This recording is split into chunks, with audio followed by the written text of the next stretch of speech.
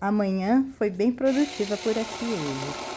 Além de podar vários galhos secos das árvores, eu aproveitei para limpar os galhos que estavam jogados pelo terreno e cortá-los para poder prepará-los para colocar na lareira e termos lenha para acender no inverno.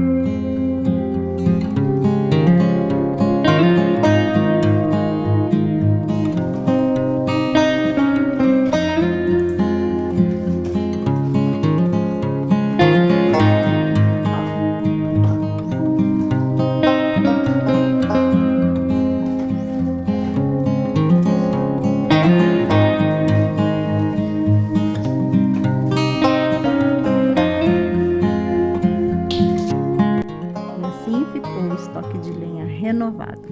Que venha o frio